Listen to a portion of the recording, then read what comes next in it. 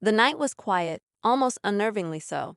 The hum of the car engine was the only sound accompanying Marcus Wilson on his drive home. The road stretched endlessly before him, dark and desolate, lit only by the faint glow of distant streetlights. It had been a long day, and the fatigue weighed heavily on his shoulders. His fingers tapped lightly against the steering wheel, keeping rhythm with the faint tune playing on the radio. The stale scent of coffee lingered in the air, a reminder of the spill he hadn't had the energy to clean earlier. Marcus was your average man, or so it seemed. 40 years old, a steady demeanor, and a calm outlook on life. But like every man, he carried stories, some hidden deeper than others. Tonight, however, was supposed to be uneventful, just a routine drive home to unwind and rest. At least, that's what he thought. It started with a flicker in the rearview mirror. Red and blue lights danced against the darkness, and his heart sank. That sinking feeling, the kind you get when you know trouble is brewing, washed over him. The sirens wailed, shattering the stillness of the night. Marcus muttered under his breath, frustration bubbling. Pulling over to the side of the road, Marcus exhaled sharply, his mind already running through the routine. License? Check. Registration? Check. Compliance? Always. He knew the drill, had been here too many times before, not by choice, but by circumstance. The officers emerged from their vehicle, their authoritative stride unmistakable. The first cop, tall and wiry, sported a mustache that looked more comedic than intimidating. The second, shorter and bulkier, moved with the energy of someone itching for a confrontation. Their faces carried that look, the kind that made it clear they weren't here for a casual chat. License and registration, the taller one barked, his flashlight aimed directly at Marcus's face. The beam was harsh, unrelenting, and impersonal. Marcus handed over the documents without a word, keeping his movements slow and deliberate. "What's the problem, officer?" Marcus asked, his voice steady, though he could feel his pulse quicken. He knew how these encounters could unfold. The shorter officer didn't respond but instead began circling the car, his flashlight sweeping over the interior as if he expected to uncover a treasure trove of contraband. The car was clean, save for some empty coffee cups and gum wrappers. The taller officer narrowed his eyes, scrutinizing Marcus as though searching for a reason, any reason, to escalate the situation. "Where you headed?" he asked, his tone sharp. "Home. It's been a long day," Marcus replied, keeping his tone calm but firm. "Uh-huh," the officer grunted, as if unconvinced. He turned on his heel and walked back to the patrol car, leaving his partner standing guard. The silence stretched, heavy and suffocating. Marcus could feel the weight of the officer's gaze, could sense the tension hanging in the air. Minutes passed, though it felt like hours. When the taller officer returned, his expression was unreadable. "Step out of the vehicle," he ordered. Marcus frowned, the edges of his patience beginning to fray. "Is there a reason for this?" he asked, keeping his voice measured. The shorter officer, who had been silent until now, stepped forward. "Don't make this harder than it has to be," he snapped, his hand resting on the door handle as if ready to drag Marcus out. With a sigh, Marcus complied, stepping out of the car with his hands visible. He knew better than to resist, knew how easily situations like this could spiral out of control. The cold metal of handcuffs bit into his wrists moments later, and the words he'd hoped not to hear filled the air. "You're under arrest." "For what?" Marcus demanded, his tone incredulous. The taller officer smirked. "We'll figure that out later," he said dismissively, his words dripping with arrogance. As they shoved Marcus into the back of the patrol car, the indignity of it all hit him like a wave. The hard plastic seat was uncomfortable, the air stale and suffocating. He stared out the window, watching the world blur past, his mind racing. When they reached the station, Marcus was processed like any other suspect. Fingerprints, mugshot, the whole routine. The officers seemed smug, their laughter echoing through the fluorescent-lit hallways. But Marcus stayed calm, his expression unreadable. He'd been through worse. He knew that the truth had a way of surfacing, and when it did, it would change everything. The next morning, as the courtroom filled with the buzz of curious onlookers, reporters, and legal officials, Marcus stood tall, The officers who had arrested him entered with their usual bravado, their confidence unshaken. But as the judge took her seat and the proceedings began, the tide shifted. When the moment came for Marcus to speak, he stepped forward, his voice steady and clear. "Your Honor," he began, locking eyes with the officers. "I am Marcus Wilson, Special Agent with the United States Secret Service." The courtroom fell silent, the weight of his words hanging in the air. The officers' faces paled, their arrogance replaced by shock. The judge raised an eyebrow, her gaze sharp and questioning. In that instant, the roles reversed. The power dynamic shifted, and as Marcus stood there, poised and unyielding, it became clear that this was far from over. The story was just beginning. The room was electric with tension. Marcus could feel every eye in the courtroom fixed on him. He didn't flinch. Years of training had taught him how to maintain composure, even when the stakes were high. Still, he could see the ripple of disbelief spreading across the faces of everyone present. The officers who had smugly brought him in now looked like they wanted to disappear into the floor. Their confidence had shattered, and it was almost poetic. The judge leaned forward, her expression unreadable but stern. "Agent Wilson," she said slowly, her tone careful, "would you care to explain how this situation came to pass?" Marcus nodded, his mind already framing the story he would tell. He glanced briefly at the officers, their postures rigid, their faces pale. They weren't going to like what was coming. But then again, neither was he. "It's not the first time I've been pulled over, Your Honor," Marcus began, his voice steady but tinged with an undercurrent of frustration. "But last night, something was different. The officers didn't have a reason to stop me. They didn't ask questions, didn't follow standard protocol. Instead, they escalated the situation without cause." The judge's sharp gaze shifted to the officers. "Is that so?" she asked, her tone razor-sharp. The taller officer, his mustache now looking more absurd than authoritative, opened his mouth as if to respond but quickly shut it again. The shorter one, still clinging to a shred of defiance, shifted uncomfortably. Marcus continued, addressing the court but making sure his words hit their intended targets. "I provided everything they asked for: license, registration, full compliance. But instead of addressing the matter professionally, they resorted to baseless accusations and aggressive behavior." A murmur spread through the room. The reporters scribbled furiously, their pens dancing across their notepads as they documented every word. "But let me clarify something," Marcus added, his tone firm. "This isn't just about me. It's about a pattern. A pattern where assumptions are made, and people are judged not by their actions but by their appearance." He let the words hang in the air, knowing their weight would resonate. The judge's expression softened slightly, her eyes scanning the room as if to gauge the collective reaction. "Officer," she said finally, her voice cutting through the silence like a blade, "do you have any justification for your actions last night? Anything at all that would explain this oversight?" The taller officer fumbled with his words. "Your Honor, we had reason to believe the vehicle was suspicious." "Suspicious?" the judge repeated, her voice dripping with skepticism. "Explain." The officer hesitated, glancing at his partner for support. But the shorter one was no help. Instead, he stared straight ahead, his jaw clenched, sweat beading on his forehead. "Well, it was late and the car." "The car what?" the judge interrupted, her patience clearly wearing thin. "It was a high-value vehicle," the officer blurted out, "and the area is known for, certain activities." Marcus suppressed a bitter laugh. He had heard this excuse too many times before.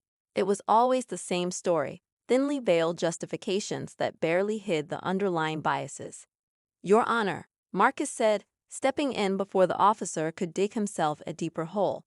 "For the record, the car is registered in my name, and there's no law against driving it in a quiet neighborhood." The judge nodded, her expression grim. She turned her attention back to the officers. "So what you're telling me is that you detained a man, cuffed him, and brought him in without cause because of the car he was driving and the time of night? Am I understanding this correctly?" The taller officer looked as though he might crumble under the weight of her scrutiny. The shorter one, realizing the tide had turned against them, finally broke his silence. "We were just doing our job," he mumbled defensively. "Your job?" the judge repeated, her voice rising slightly. "Your job is to uphold the law, not bend it to fit your assumptions. Do you understand the difference?" The shorter officer nodded, though it was clear he didn't have much else to say. The courtroom was silent, the tension almost suffocating. Marcus took a slow breath, his thoughts racing. He had spent his entire career defending the principles of justice, yet here he was, a victim of the very system he worked to protect. It was an irony he couldn't ignore. But this wasn't about retribution. It was about accountability. Marcus knew that if he didn't stand his ground now, nothing would change. "Your Honor," Marcus said, his voice firm, "I'd like to request a thorough investigation into this matter. Not just for my sake, but to ensure that this kind of behavior isn't repeated."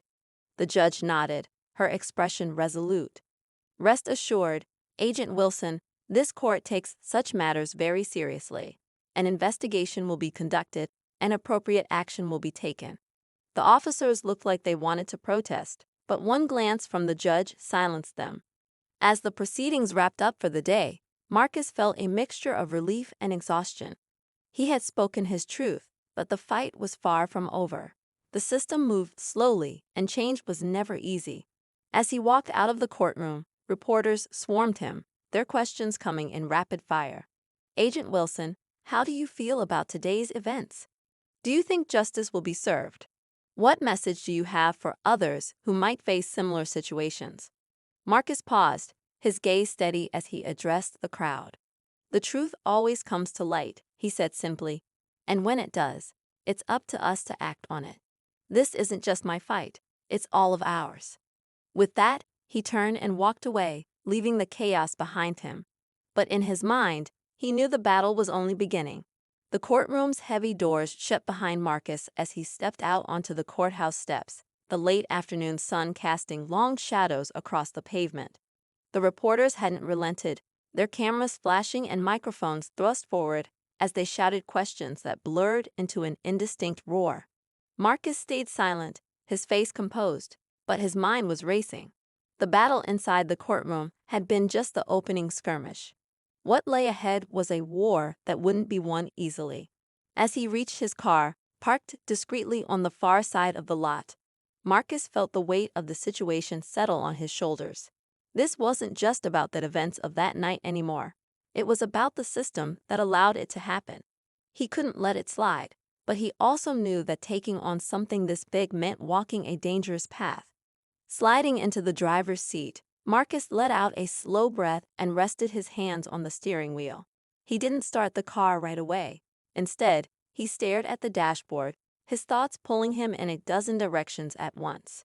Memories surfaced unbidden, moments from his past when he faced similar discrimination, the countless times he'd bitten his tongue, chosen to let things go to avoid making waves. But this wasn't the same. This time, they crossed a line. As the engine hummed to life, Marcus' phone buzzed in the cup holder. He glanced down at the screen, recognizing the number instantly. It was his supervisor, a no-nonsense woman named Special Agent Karen Prescott. "Wilson," her sharp voice greeted him when he answered. "You've got quite the storm brewing around you." Marcus smiled faintly. "Good to hear from you too, Karen." "I'm not joking," she continued, her tone serious. "This situation is escalating fast. Internal Affairs is already looking into it, and the media's eating it up. We need to be careful how we proceed." "I know," Marcus replied, his voice steady. "But this isn't just about me. It's bigger than that." There was a pause on the other end before Karen sighed. "I get it. Believe me, I do. But you know how these things go. Push too hard, and the blowback can be brutal." "I'm not afraid of blowback," Marcus said firmly. Karen hesitated again, then said, "Just make sure you're ready for what comes next. This isn't going to be pretty." The call ended shortly after, leaving Marcus alone with his thoughts again. He understood the risks, but the alternative, doing nothing, wasn't an option. He'd spent his career upholding justice, and he wasn't about to back down now. Over the next few days, the tension only grew. News outlets picked up the story, each one adding their own spin. Some focused on Marcus' position as a Secret Service agent, painting him as a hero wronged by an unjust system. Others leaned into the racial dynamics, framing it as another chapter in the ongoing fight against systemic bias. At the same time, Marcus found himself navigating a growing tide of support and backlash. Messages flooded his inbox, some offering solidarity, others spewing vitriol. The contrast was stark, a reminder of just how divided the world could be. But it wasn't just the public reaction he had to contend with. Behind the scenes, things were getting even messier. The officers involved had lawyered up, their department issuing a vague statement about pending investigations. Marcus wasn't surprised. He knew they'd fight tooth and nail to protect themselves, even if it meant twisting the narrative. Then there was the legal battle. Marcus' lawyer, a sharp and relentless woman named Tasha Morgan, was already digging into the officers' records. She'd uncovered a trail of complaints, minor incidents that had been swept under the rug, dismissed as misunderstandings or procedural errors.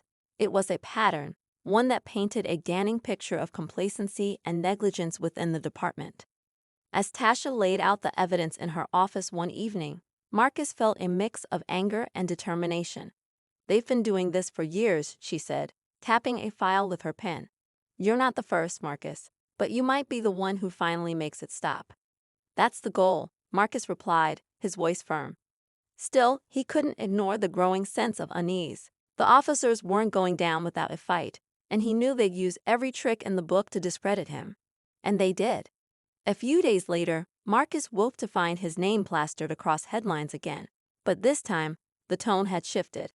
Someone had leaked details about an old case he'd worked on, a complicated operation that had ended in controversy despite Marcus being cleared of any wrongdoing. The timing was no coincidence. "They're trying to muddy the waters," Tasha said when Marcus called her. "Classic move. If they can make you look bad, they think it'll distract from what they did." "It won't work," Marcus said, though he couldn't deny the frustration bubbling beneath the surface. As the days turned into weeks, the situation grew more convoluted. The officers' department began to double down, releasing statements defending their actions while subtly implying that Marcus had overreacted. They painted themselves as hardworking officers caught in a misunderstanding, downplaying the racial undertones and framing the incident as a routine stop that had been blown out of proportion. But Marcus wasn't alone in his fight. Organizations advocating for justice and equality rallied behind him, using the case as a rallying cry for broader reform. At the same time, colleagues from the Secret Service quietly voiced their support, though many were cautious, aware of the political minefield the situation represented. Through it all, Marcus kept his focus. The battle wasn't just about clearing his name. It was about shining a light on the systemic issues that allowed situations like this to happen in the first place. He knew the road ahead would be long and fraught with challenges, but he was determined to see it through. What Marcus didn't know was that the officers had one more card up their sleeve, a desperate move that would push the conflict to a boiling point and force him to confront not just the system, but his own past in ways he hadn't anticipated. Marcus sat in his apartment late that evening, staring at the stack of papers Tasha had handed him earlier. They were filled with dates, incidents, and testimonies that painted a damning picture of the officer's history. His eyes traced the words, but his mind was elsewhere, trying to connect the dots, anticipating their next move. The tension was unbearable, like the calm before a storm. He knew they wouldn't let this go quietly. Then his phone buzzed. It was a text from an unknown number. "Thought you'd like to know what's being said about you." Attached was a link. Against his better judgment, Marcus clicked it. The screen filled with a video, a grainy, heavily edited clip of Marcus from the old case that had already made headlines. It was taken out of context, spliced together to make him look reckless, even dangerous. It was a blatant smear job, and he could only imagine how many people had already seen it. The comment section was a cesspool of accusations, with strangers dissecting his life as if they knew him. Marcus clenched his fists, his pulse pounding in his ears. This wasn't just about protecting themselves anymore. They were trying to destroy him. He immediately called Tasha, who picked up on the first ring. "Did you see it?" he asked, his voice low but strained. "I did," she replied, her tone sharper than usual. "They're getting desperate, Marcus. This is a last-ditch effort to sway public opinion, but it won't work. We've got the facts on our side." "But facts don't always win," Marcus muttered, pacing the room. "You and I both know perception matters just as much as the truth." "We'll handle it," Tasha said firmly. "Don't let them get in your head. Stay focused." Marcus hung up and took a deep breath, but the feeling of unease wouldn't leave. He knew Tasha was right. He couldn't let them rattle him. But it wasn't just about him anymore. His name, his career, his integrity, everything was being dragged through the mud, and the people responsible were still out there, free to continue their charade. The next day brought another twist. A key witness Tasha had been trying to reach suddenly went silent. This was someone who had filed a complaint against the officers years ago, detailing a similar pattern of misconduct. She was supposed to testify, but now her phone went straight to voicemail, and her emails bounced back. Marcus and Tasha exchanged worried looks when they discussed it. "You think they got to her?" Marcus asked. "I wouldn't be surprised," Tasha said, her jaw tight. "They're pulling out all the stops. If they can't win outright, they'll try to bury anything that could hurt their case." The pressure was mounting. Every day felt like a balancing act, with Marcus trying to keep his life from unraveling while preparing for the fight ahead. Meanwhile, the officers continued to double down, appearing in carefully crafted interviews where they painted themselves as victims of a media witch hunt. One evening, Marcus received a call from Karen. "You need to know something," she said, her voice unusually grave. "There's chatter about you. Some people aren't happy with how visible you've become. They're calling you a liability." Marcus felt a pang of frustration. So now I'm the problem? Not the guys who arrested me without cause, not the system that let it happen? "You know how these things work," Karen said softly. "It's politics. Just watch your back, Marcus." The warning lingered in his mind as he prepared for the next court date. By now, the case had garnered national attention, with protests outside the courthouse and debates raging on television and social media. Marcus had tried to block out the noise, but it was impossible to ignore. Everywhere he went, he could feel the weight of people's expectations and their doubts. As he sat in the courtroom the following morning, the tension was palpable. The officers entered with their lawyers, their faces set in expressions of determination, though Marcus could see the cracks beneath the surface. They weren't as confident as they pretended to be. The proceedings began, with both sides presenting new evidence and calling witnesses.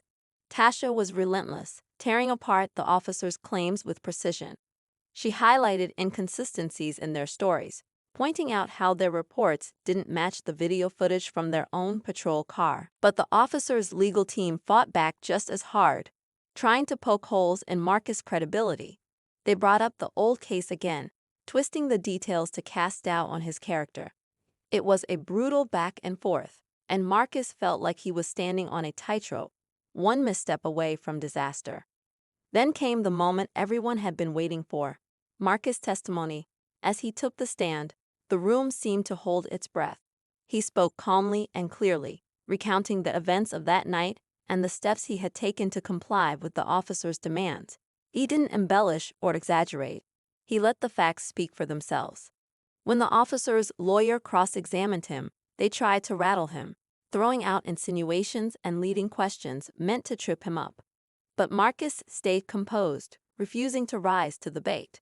It wasn't until the lawyer brought up his identity as a Secret Service agent that the tension in the room reached its peak. "So, Mr. Wilson," the lawyer said, his tone skeptical, "are we supposed to believe that someone in your position didn't think to identify yourself immediately?" Marcus met the lawyer's gaze, his expression steady. "I didn't think it would matter," he said simply, "because it shouldn't. My rights don't depend on my job title. They should have treated me with respect regardless of who I am." The courtroom fell silent, the weight of his words hanging in the air. Even the officers shifted uncomfortably in their seats, their smugness giving way to something closer to fear. As Marcus stepped down from the stand, he could feel the energy in the room shift. The truth was finally starting to come to light, and the walls were closing in on those who had tried to bury it. But the battle wasn't over yet. The climax was just around the corner, and Marcus knew that everything was about to come to a head in a way no one could have anticipated. The courtroom buzzed with a quiet tension as Marcus returned to his seat. His words had left a profound impact, and even those who had doubted him seemed to feel the shift. But as Marcus glanced at Tasha, her eyes narrowed in thought. He sensed there was something she hadn't shared yet.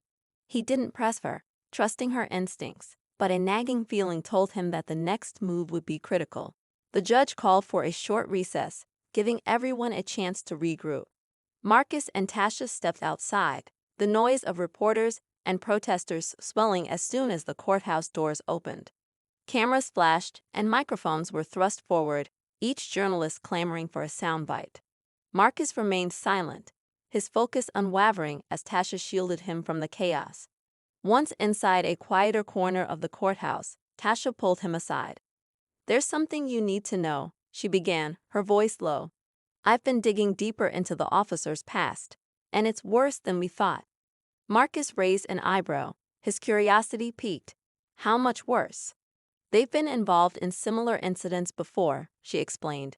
"Not just traffic stops, more serious accusations, excessive force, tampering with evidence, even threats against witnesses. But here's the kicker. All of it was buried, complaints dismissed, investigations quietly closed. Someone's been protecting them."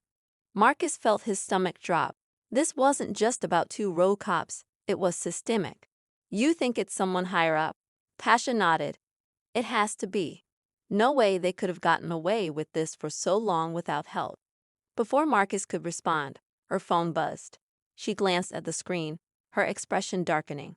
"Speak of the devil," she muttered, holding up the phone to show Marcus. The message was anonymous, but its intent was clear. "Back off, or you'll regret it." Marcus frowned. "They're trying to scare us. It means we're getting close. Or it means they're desperate," Tasha said, slipping the phone back into her pocket. "Either way, we can't let up now." When the court reconvened, the atmosphere was heavier, charged with anticipation. Tasha was prepared to introduce new evidence, a series of internal emails and memos she'd obtained through a whistleblower. These documents hinted at a pattern of misconduct being swept under the rug, implicating not just the officers but their superiors as well. As the first email was displayed on the courtroom screen, a murmur rippled through the audience. It was damning, detailing how a prior complaint against one of the officers had been dismissed without proper investigation. The language was vague, the explanations flimsy, but the implication was clear. Someone had intervened to protect them. The officer's legal team immediately objected, claiming the documents were inadmissible, but the judge overruled them, allowing Tasha to continue. "Your Honor," Tasha said, her voice steady but firm, "this is just the tip of the iceberg. These emails show a deliberate effort to shield these officers from accountability, creating an environment where they felt untouchable. That's why we're here today, because they believed they could act with impunity." The officers shifted uncomfortably in their seats, their confidence unraveling. But then, just as Tasha was about to introduce the next piece of evidence, something unexpected happened. The courtroom doors swung open, and a man in a sharp suit strode in, carrying a briefcase. "Apologies for the interruption, Your Honor," he said, his tone calm but authoritative. "I'm here to represent the officers on behalf of the department." Marcus' heart sank. This wasn't just another lawyer. This was someone with power, someone sent to contain the fallout. The judge allowed the man to speak, and his approach was clear: deny, deflect, and discredit. He argued that the emails were taken out of context, that the officers had acted within their training, and that Marcus' allegations were an overreach. But Marcus wasn't deterred. He could see through the polished facade, and he knew the truth was on his side. As the new lawyer continued his defense, Marcus leaned over to Tasha. "He's good," he whispered. She nodded. "But not invincible." As the day wore on, the tension only grew. The department's lawyer was skilled, weaving a narrative that painted the officers as victims of a misunderstanding rather than perpetrators of misconduct. But Tasha was relentless, countering each argument with precision and pointing out the glaring inconsistencies in their story. Then, just as the session was nearing its end, Tasha dropped the bombshell. She introduced a recording, a conversation between one of the officers and a superior, obtained through a confidential source. In the recording, the officer admitted to fabricating details in a previous case, laughing about how easy it was to make things disappear. The room went silent as the audio played, the casual arrogance in the officer's voice a stark contrast to their current demeanor. Marcus watched the officers' faces, their expressions shifting from shock to fear. The recording was a turning point, exposing not just their actions but the culture that enabled them. As the judge adjourned for the day, Marcus felt a mix of emotions. The truth was coming to light, but the fight was far from over. The stakes had never been higher, and he knew the next steps would be critical. Walking out of the courthouse, Marcus glanced at Tasha. "What's our next move?" She smiled faintly, her determination unwavering. "We keep pushing. They wanted a fight, and now they got one." The final day in court felt like the weight of the entire case had settled on everyone's shoulders. The air was thick with anticipation as Marcus walked into the room, his back straight and his gaze steady. The courtroom was packed, not just with spectators and reporters, but also with additional legal representatives from the department. It was clear they were feeling the heat. Marcus could see it in the way they whispered among themselves, their faces drawn with worry. Tasha looked calm, though Marcus could sense the intensity beneath her poised exterior. "Today's the day," she whispered to him as they sat down. "Let's end this." The judge entered, her face impassive as ever, and called the court to order. Tasha began by presenting a final piece of evidence, a detailed timeline of the officer's actions on the night of Marcus' arrest, cross-referenced with GPS data, surveillance footage, and even their own reports. It painted an undeniable picture of a deliberate abuse of power. The defense lawyer tried to object, but the judge allowed the evidence, clearly losing patience with their repeated attempts to stall. "We've seen enough distractions," she said firmly. "Let's get to the truth."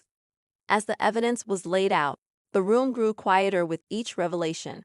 The timeline exposed not only how the officers had manipulated the situation, but also how their actions contradicted their earlier testimonies. The GPS data showed they had followed Marcus for several miles before pulling him over, proving their claim of a routine stop was a lie.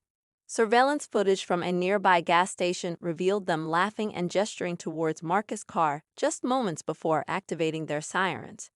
The final blow came when Tasha called a surprise witness to the stand, a former officer from the same department.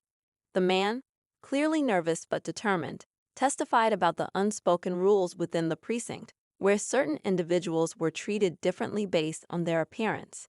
He confirmed that Mustache and Baldy had a history of targeting minorities and boasted about their untouchable status. The courtroom was stunned. Marcus watched as the officers squirmed in their seats, their once arrogant demeanor completely shattered. It was clear that the walls were closing in. When it was time for Marcus to speak, he stood and faced the court. "This isn't just about me," he said, his voice steady but filled with emotion.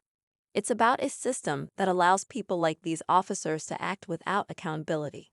I complied with every request, followed every rule, and still found myself in cuffs for no reason other than the color of my skin. This can't keep happening, not to me, not to anyone." The judge listened intently, her expression unreadable. When Marcus finished, she turned her attention to the defense. "Do the officers have anything to say for themselves?"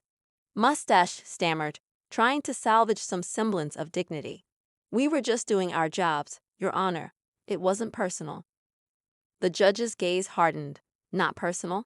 You detained an innocent man, falsified evidence, and acted with complete disregard for the law you swore to uphold. If that's your idea of just doing your job, then you're in the wrong profession." The defense lawyer tried one last desperate move, claiming procedural errors in the case, but the judge wasn't having it. "Enough," she said, her voice sharp. "The evidence is overwhelming, and the misconduct is blatant. Officers, you not only failed in your duty but have brought shame to your department." Then, just as the judge was about to deliver her ruling, Marcus noticed something strange. A man in the gallery, dressed in a plain suit, was typing rapidly on his phone. His movements were subtle, but Marcus had seen enough in his line of work to recognize when someone was trying to stay inconspicuous. "Your Honor," Marcus interrupted, his instincts kicking in. "May I address the court one last time?"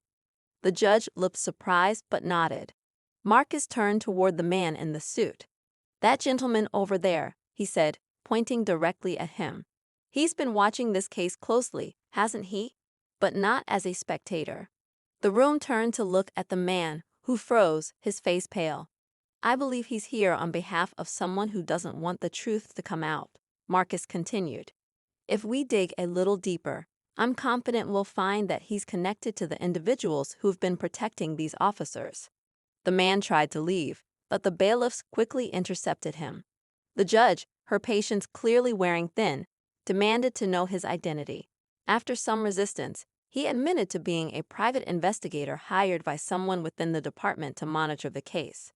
The revelation sent shockwaves through the courtroom. It confirmed what Marcus and Tasha had suspected all along. The corruption wasn't just limited to the officers.